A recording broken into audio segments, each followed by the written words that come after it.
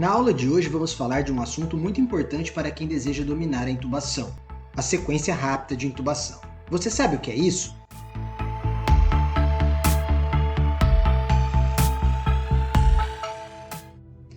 Quando perguntamos aos alunos o que é sequência rápida, a grande maioria responde que é fazer a intubação rapidamente.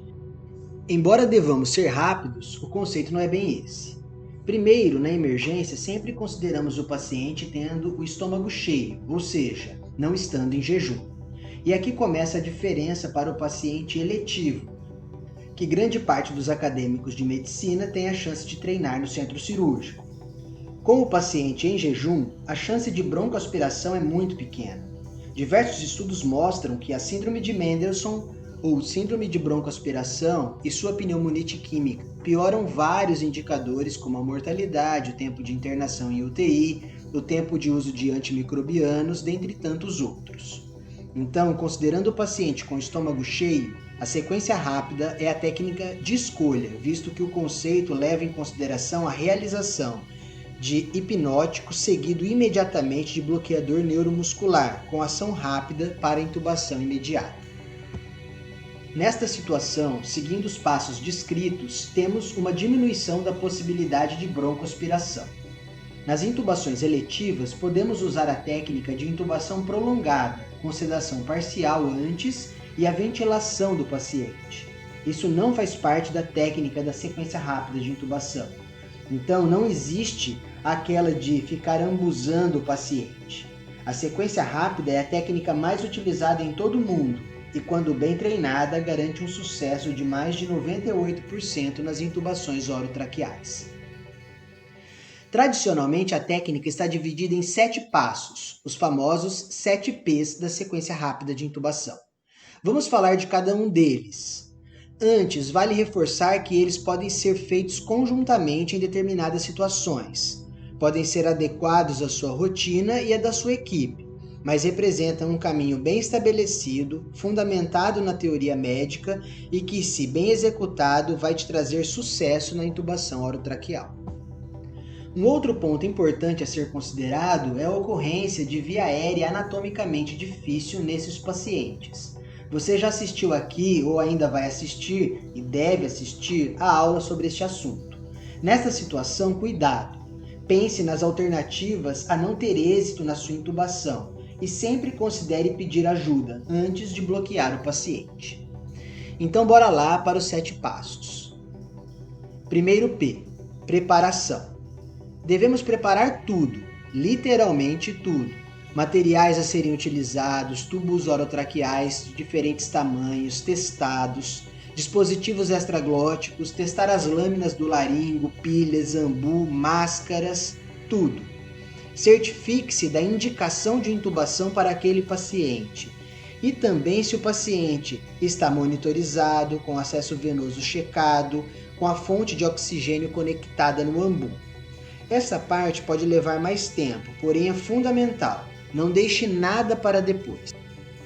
E também não se esqueça de fazer um briefing com a sua equipe.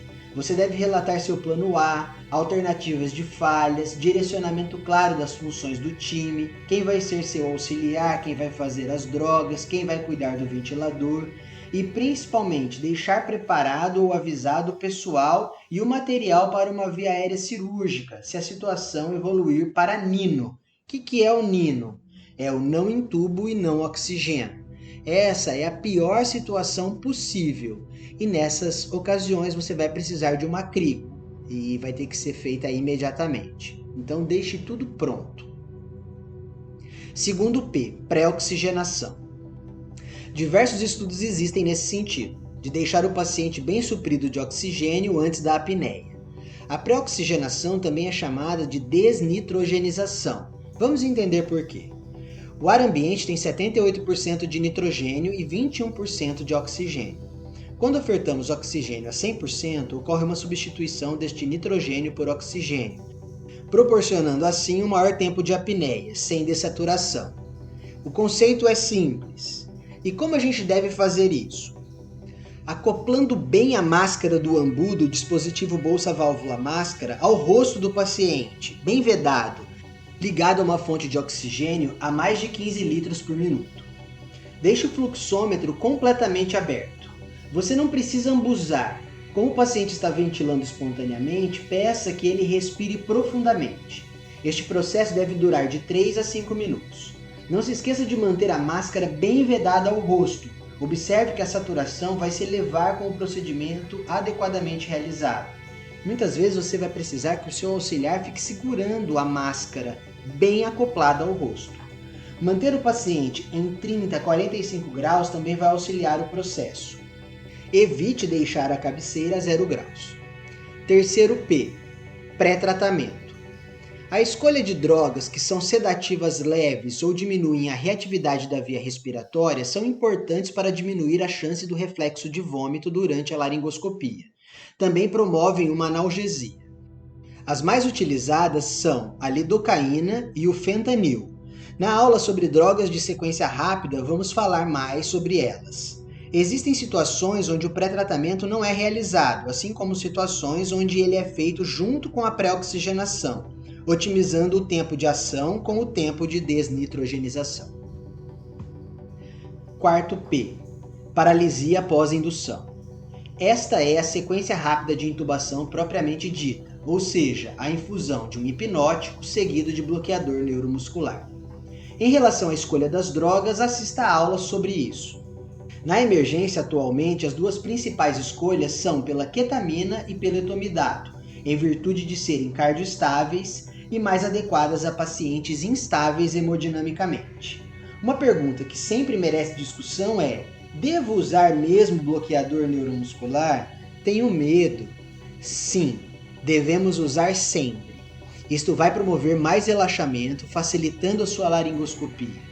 Em pacientes classificados como Cormack-Lehane elevado, deve ocorrer melhora da classificação após o bloqueio neuromuscular.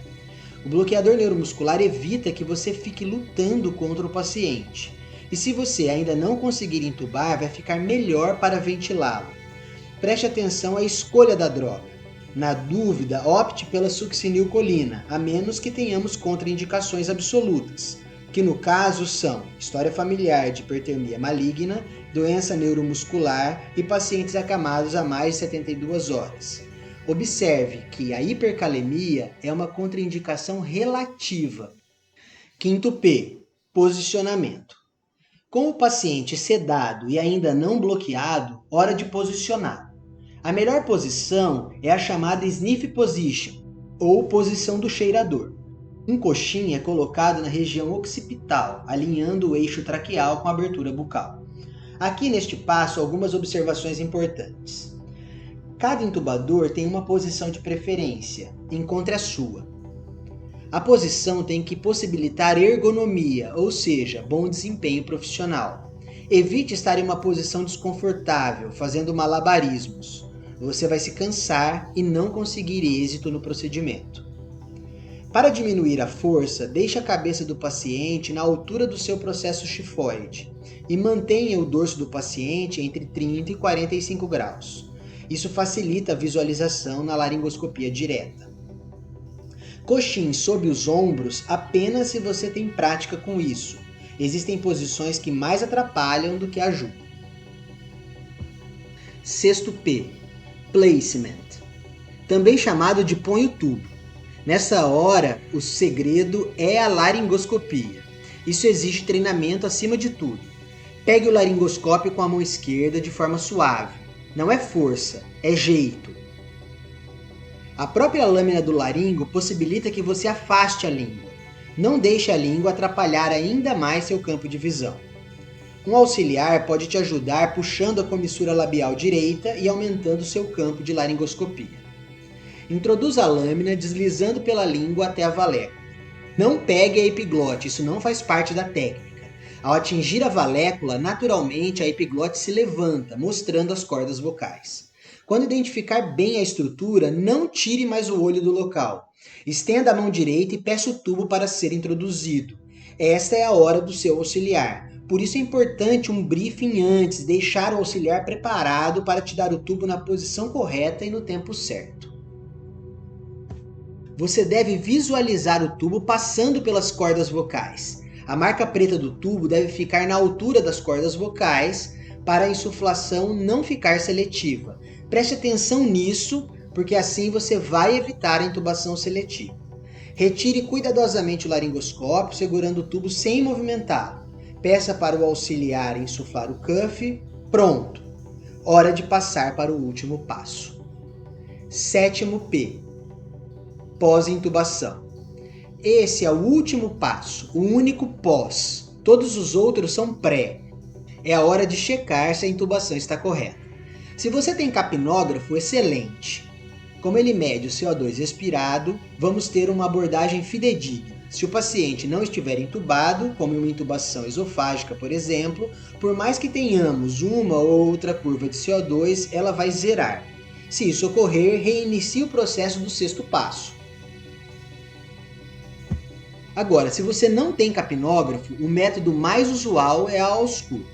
Se você tem certeza da visualização direta, da sua laringoscopia, da passagem do tubo pela prega vocal, muito mais difícil ficar na dúvida. Agora, se você não tem toda essa certeza, você vai ter que recorrer realmente à ausculta. Lembre-se sempre de fazer a ausculta, porque uma ocorrência comum é termos broncoespasmo após a intubação. Nestes casos, pense no tratamento com broncodilatadores e corticoides endovenosos. Agora, em relação à ausculta, preste muita atenção. Geralmente o ambiente da emergência ele é muito barulhento, então fique atento e não tome atitudes intempestivas. Certifique-se sempre primeiro. Uma outra falha é pedir para alguém auscultar para você e ficar dependente da opinião deste colega. Então tenha certeza antes de tomar uma atitude como, por exemplo, extubar o paciente e tentar o processo novamente. Depois é hora de checarmos a condição hemodinâmica do paciente no pós-intubação. Você também tem uma videoaula sobre isso, para o manejo adequado do paciente no pós-intubação. E conecte o paciente ao ventilador mecânico. A ventilação protetora é a medida segura para os casos. Use os filtros de barreira, HMF e EPA, dependendo de cada caso. Monte o sistema de aspiração fechada, se for o caso de um paciente como Covid, por exemplo. E ajuste os parâmetros quando você tiver o resultado de uma gasometria, que deve ser colhida após alguns minutos da sua intubação orotraqueal. Uma ocorrência comum é a assincronia do paciente à ventilação mecânica. Normalmente isso acontece após a metabolização do bloqueador neuromuscular, principalmente se foi a succinilcolina. Uma boa prática é usar um bloqueador neuromuscular adespolarizante de forma sincrônica de longa duração, além de iniciar a sedação contínua.